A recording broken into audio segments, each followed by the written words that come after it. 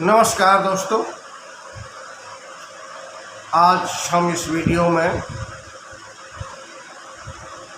भगवान बुद्ध की कुछ आईपीएम सिद्धांतों पर चर्चा करना चाहेंगे।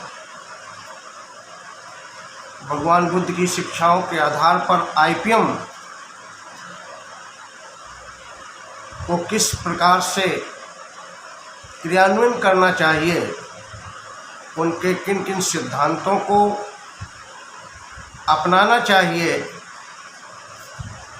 तभी सही तरीके से आईपीएम का क्रियान्वयन हो सकेगा।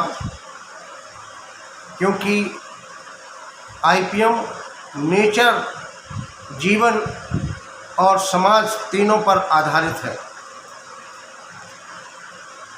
इन तीनों चीज़ों को मिलाकर के बनाई हुई भगवान बुद्ध की कुछ सिद्धांतों का विवरण आईपीएम में किस प्रकार से आता है, इसका जिक्र करना चाहता हूँ। आईपीएम की पहला सिद्धांत भगवान बुद्ध की शिक्षा अहिंसा, नॉन वायलेंस,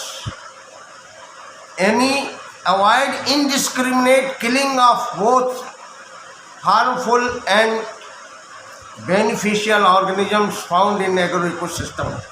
फसल पारिस्थितिक तंत्र में पाए जाने वाले दोनों तरह के जीवों, जो लाभदायक जीव हैं जिनको हम पेस्ट कहते हैं और जिनको लाभदायक जीव कहते हैं, और जो हानिकारक जीव है जिनको हम पेस्ट कहते हैं, दोनों की इनडिस्क्रिमिनेट अंधाधुंध किलिंग को मारने को न किया जाए, इनको अवॉइड किया जाए।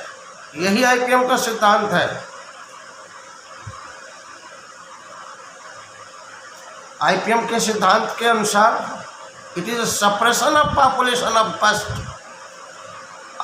Up to a level at which the harm is inflicted to insignificant or minor। यानी इस लेवल तक पेस्ट की पॉपुलेशन को कम किया जाए कि उससे होने वाला जो नुकसान है वो नगण्य हो। यही सिद्धांतों में, भगवान बुद्ध के सिद्धांतों में कहा गया है अहिंसा करिए, यानी किलिंग, जो इनडिस्क्रिमिनेट किलिंग है, अंधाधुंध किलिंग को न किया जाए। दूसरा इम्पॉर्टेंट शिक्षा है वो है संवेदनशीलता या sensitiveness. Let us realise the feelings of nature.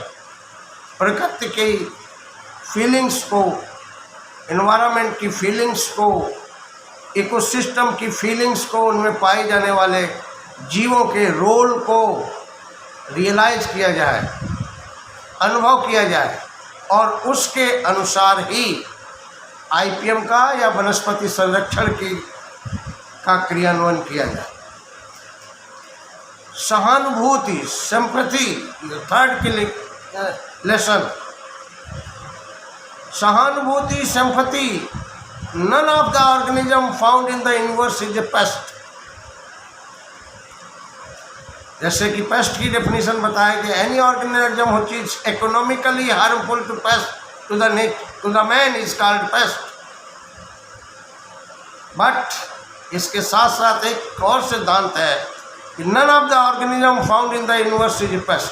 यानी इस यूनिवर्स में, ब्रह्मांड में पाया जाने वाला कोई भी जीव पेस्ट नहीं है। They all are innocent animals found in agro ecosystem and they have got important roles to sustain life or to sustain agro ecosystem।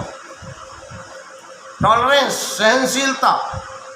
Let us tolerate the loss due to pest up to their population below economic threshold level। Economic threshold, आर्थिक हानि स्तर के नीचे तक सीमित harmful जीवों की संख्या, यानी पेस्ट की नासी जीवों की संख्या को से होने वाले नुकसान को टॉलरेट किया जाए। लेटेस्ट हार्मोनी, सामंजस्य, adopt IPM practices only as per the requirement of nature and society. Nature और समाज के ज़रूरत के हिसाब से ही IPM की प्रैक्टिसेस को अडॉप्ट किया जाए.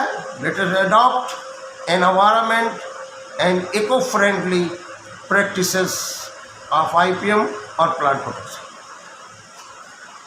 Let's live and let live to maintain natural balance in the nature. Allow nature to behave like nature. Nature को प्रकृति की तरह बिहेव करने के लिए रखा जाए. इस तरीके से ज़्यादा डिस्टर्ब न किया जाए. Be nature friendly to conserve nature and biodiversity.